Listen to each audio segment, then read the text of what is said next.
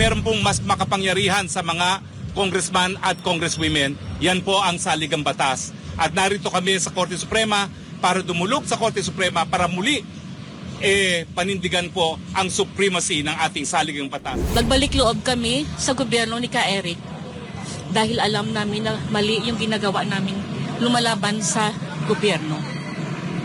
Ngayon, nagtatanong lang si Ka Eric, hindi nga kami naikulong nung nagmamarcha kami.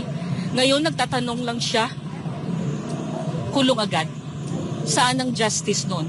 Ang issue po rito, unang-una, pwede bang mag-contempt at magpakulong ang Kamara de Representante laban sa mga media na ginagamit lamang ang kanilang karapatan para sa malayang pamamahayag? Pwede bang i-contempt ang isang mamamahayag kung ayaw niyang sabihin ang source niya dahil nga sa SOTO law?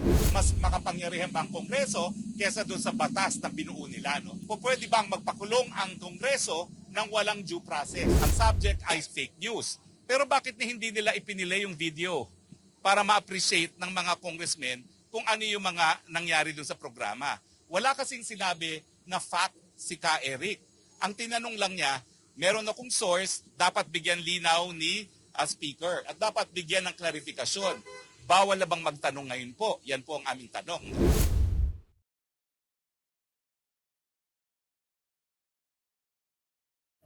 Malinaw po na illegal. Unang-una, hindi po dapat mapilit ang mamamahayag na ibunyag ang source niya dahil nga po sa SOTO law, at dapat po bago magpakulong, binibigyan muna ng pagkakataon na marinig ang mga resource persons sa Kamara. Tunay pong makapangyarihan ng Kongreso, tunay po na meron silang kapangyarihan magpa-aresto na wala pong indefinite period of time. Pero meron pong mas makapangyarihan sa mga congressman at congresswomen, yan po ang saligang batas. At narito kami sa Korte Suprema para dumulog sa Korte Suprema para muli panindigan po ang supremacy ng ating saligang batas. 20 years kaming nasa kilusan. Buong buhay namin for 20 years nasa kalye. Nagmamarcha at nagsumsigaw na ibagsak ang gobyernong ito. Ngayong sinusunog yung mga FPJ ng mga presidente. Nagbalik loob kami sa gobyerno ni Ka Eric dahil alam namin na mali yung ginagawa namin lumalaban sa gobyerno. Ngayon, nagtatanong lang si Ka Eric, hindi nga kami naikulong nung nagmamarcha kami. Ngayon, nagtatanong lang siya, kulong agad. Saan ang justice nun? Sana mapakinggan kaming wala silang ginawang masama as far as yung ating batas is concerned. Naniniwala naman ng mga petitioner na agad na aaksyonan ng Korte Suprema ang kanilang apila. Gusto ng mga asawa nila Baduy at Celis na makasama mga ito bago ang Pasko. Sa kanilang petisyon, gusto nilang makalabas ng house detention ang dalawa bago o sa December 15. Na nag-file kami, naglagay po sila ng rush na annotation. Kasi habeas corpus po, pinaka mataas na prioridad ng hukuman. Dahil ang habeas corpus, matagal na pong sandata yan para pangalagaan ang kalayaan ng mga mamamayan. So naniniwala po kami na didinggin kaagad ng Korte Suprema to dahil ito nga po ang pinakamataas na prioridad sa ating hukuman. Ito po ay makasaysayan na araw para sa lahat ng mamamahayag dahil sinusulong po natin ang karapatan ng malayang pamamahayag. Ang isasampa po ay petisyon para sa habeas corpus at certiorari sa pangalan po ni Lorraine Badoy at saka ni Ka Eric Celis. No? Ang issue po rito, unang-una, pwede bang mag-contempt at magpakulong ang Kamara de Representante laban sa mga media na ginagamit lamang ang kanilang karapatan para sa malayang pamamahayag? O ito ba ay pinagbabawal ng saligang batas bilang subsequent punishment para sa freedom of the press? Pangalawa, pwede bang i-contempt ang isang mamamahayag kung ayaw niyang sabihin ang source niya dahil nga sa SOTO law? So ang re-resolba ng hukuman dito ay mas makapangyarihan ba ang Kongreso ng bumuo ng SOTO law na nagsasabi na hindi po pwedeng pilitin ang mga mamamahayag na i-reveal ang kanilang sources kung ito po ay itatanong sa congressional hearing. So ang tanong, mas makapangyarihan ba ang Kongreso kesa doon sa batas na binuo nila? No?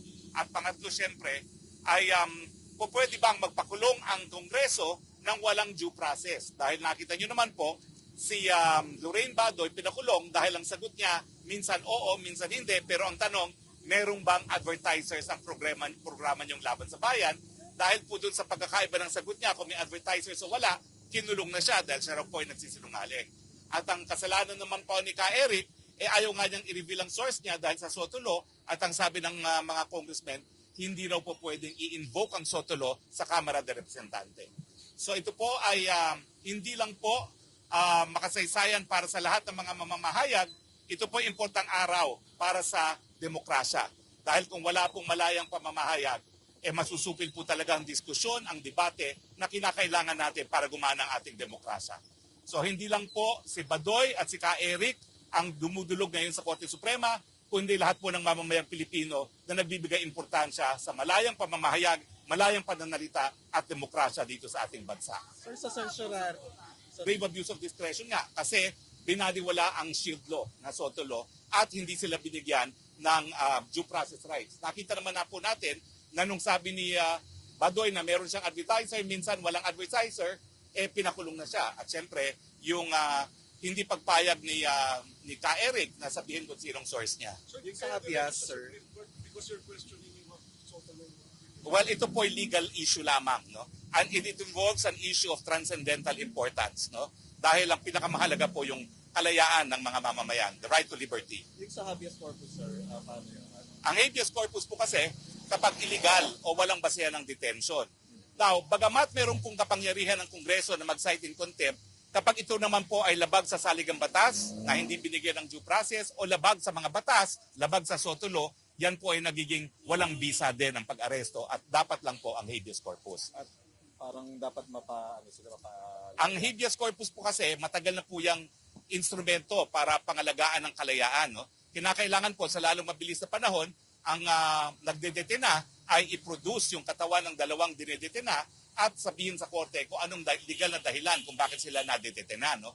So ito po talaga sa mulat-mula pa sa ating legal history, yan po ang pinaka-importanting sandata laban sa mga illegal na pagkakakulong. So you feel that the two were being harassed already by the line of questioning in the House? Well, in the first place po, no, hindi namin maintindihan kung ano talaga ang congressional inquiry, kung ano yung subject. No?